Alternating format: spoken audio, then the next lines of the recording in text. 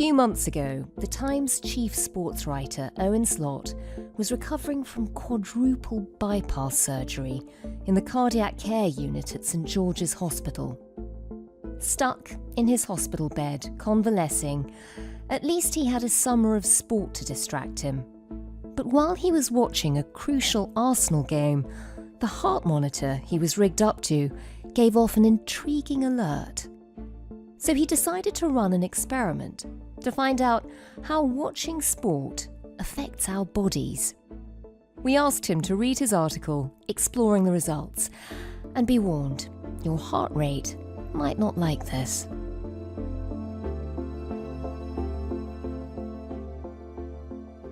The closest my wife ever came to killing me was late Sunday afternoon on the 10th of May, when Leandro Trossard scored for Arsenal. There we are in the cardiac care unit in St George's Hospital, Tooting. I'm only a few days post-heart attack, wires and tubes everywhere, and I've already expressed gently that if we are going to watch the West Ham Arsenal game, then it would be preferable to do so in a calm way. The problem here is that my wife does not have it within her to watch Arsenal in a calm way, especially not at that point of that season.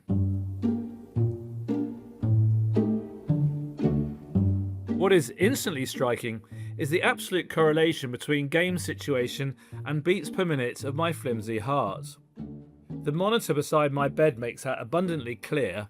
By this stage, I'd already had a temporary pacemaker installed and had been ticking along nicely at the prescribed 60 beats per minute.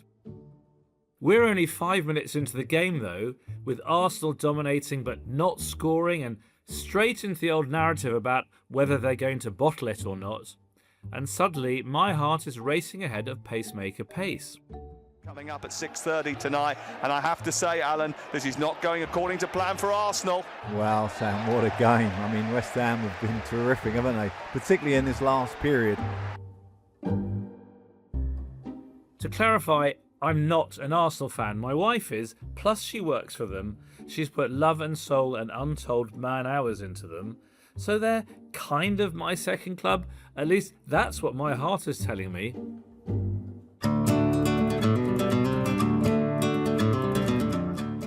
As game tension rises, so do my beats per minute. By half-time the score is still 0-0 and I'm in the high 60s. It's not until the 83rd minute that Trossard finally does his thing. Right foot, slight deflection, the ball squirts in bottom right. Goal for Arsenal! Leandro Trossard has won it! 83 minutes on the clock, West Ham 0, Arsenal 1. He's come up with some big goals over the course of the season. Leandro Trossard, this could be the biggest yet. It was Martin. Mrs. Slot leaps from her chair, punching the air with one hand, her other hand over her mouth, in some kind of concession to the concept of staying calm. Immediately, I'm up at 87 beats per minute. Worse, though, is yet to come. The West Ham equaliser, the 4-minute VAR review, Mrs. Slot now self-combusting, and the stress is contagious. Oh, it's off the line! In fact, it's over the line! West Ham have equalised! Callum Wilson with a massive goal for the Hammers! VAR are checking a possible handball. No goal. It's going to be an Arsenal victory here. By the end of the 4 minutes, I'm up to 96 beats per minute, which has apparently been triggered on the main desk.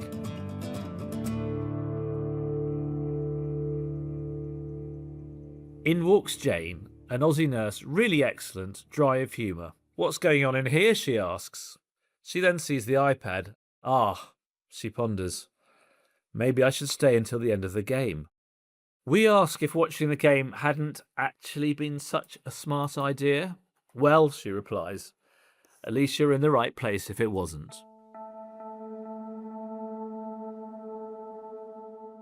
On reflection, it's probably unnecessary to stipulate that Nurse Jane was excellent, because they all are. You finally resurface from quadruple heart bypass surgery, and some things haven't changed. Arne Slot's given a press conference saying he's still going to be at Liverpool next season. Yannick Sinner's still unbeaten in Rome, and there is still this tireless team of angels around you nursing you back to life. So, if anyone's missed me in the pages of the Times these last few weeks, that's what I've been doing. Having my faith renewed in national institutions. First the NHS, then the National Theatre. My friend gave me a subscription to National Theatre at home, which means you can watch the theatre rather than Arsenal on your iPad, and that's a better route to recovery, but more on that later.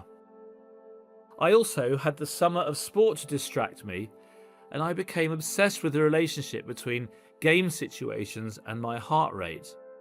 Is it beating faster, for instance, when England are winning, or when Thomas Tuchel turns England into a flat back six and Argentina are about to go 2-1 up?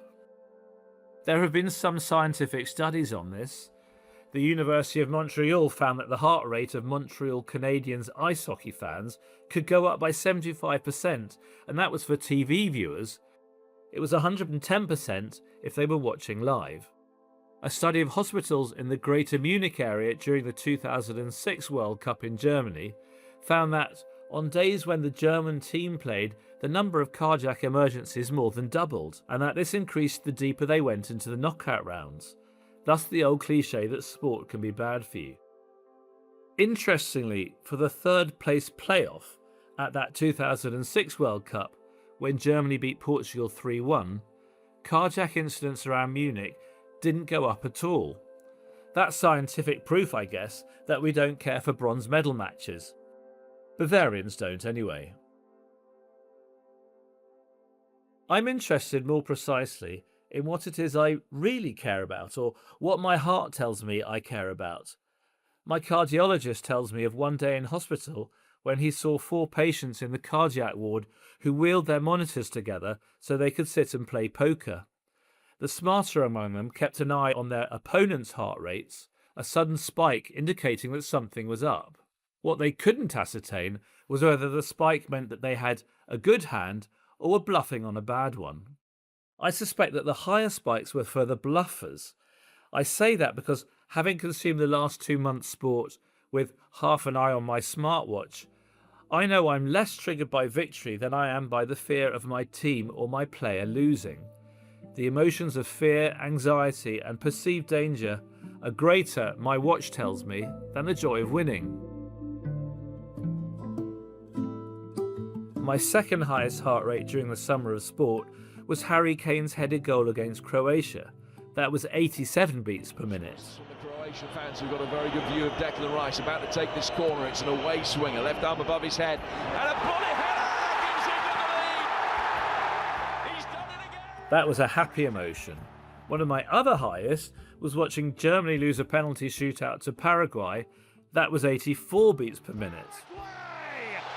Through to the last 16, and for the first time in World Cup history, Germany lose the penalty shootout. It's dismay and disaster for Germany. And that's clearly hilarity presenting as a form of joy.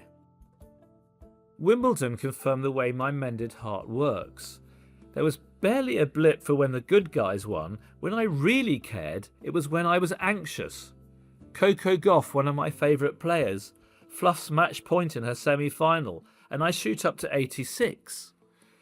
McCartney Kessler is a player I'd never previously heard of, and it's only the second round, but when she stages a courageous comeback against number 1 seed Aryna Sabalenka, there's a real David v Goliath thing going on.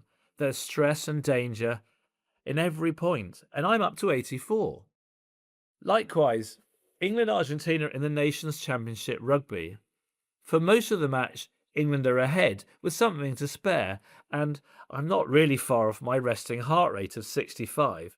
But in the dying minutes, they're down to 13 men and capitulating, and suddenly I'm on 85. My highest heart rate of the summer is almost a replica situation. England-Mexico in the last 16 of the World Cup. England are a man down in the Azteca and hanging on to a 3-2 lead with what feels like a flat back 9.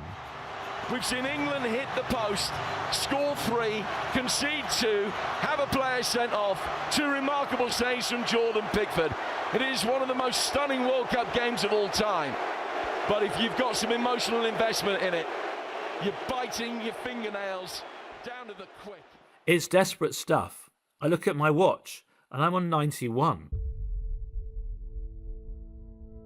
Then, 4 Mondays ago, it was suddenly all over. No more football, no golf, no rugby, no tennis, no Ben Stokes anymore, all finished. Suddenly, sport had stopped. I took myself off to the local cinema to see how that would compare. First up, Toy Story 5. Then, in the slot for old classics, Goodfellas. Astonishingly, it seems, my heart barely cared. That's not entirely a surprise for Toy Story 5, which is not a patch on Toy Story 3, which is one of the greats, though I do get a slight jolt when Jessie and Buzz Lightyear get married.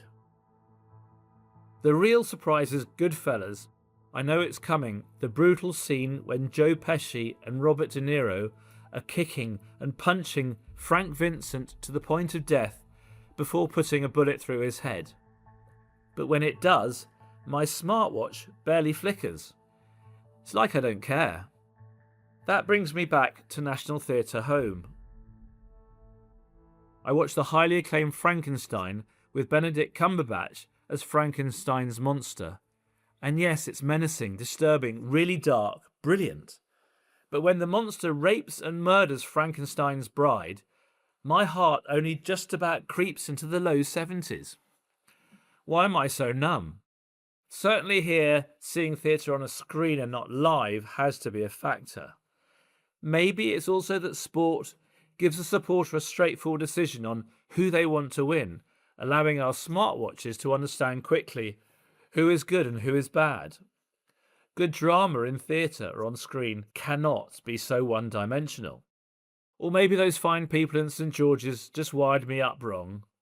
But I can't believe that's the case. I mean, I'm now able to walk miles. After 9 weeks I got the green light from the doc to mow the lawn. And nowhere in the Bible is there anything about Lazarus being fit enough to fire up the lawnmower. Of course, given the drought, the hosepipe ban, etc., I'm unable to give my lawn any stripes. This I find frustrating and somewhat stressful. Another emotional response which my smartwatch can confirm.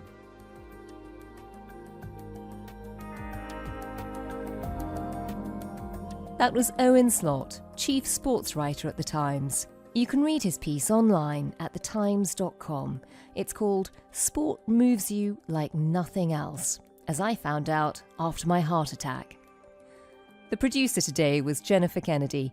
The executive producer was Harry Stott. Sound design was by Dave Creasy, and theme composition was by Mal Lassetto. Thanks for listening. We'll be back tomorrow.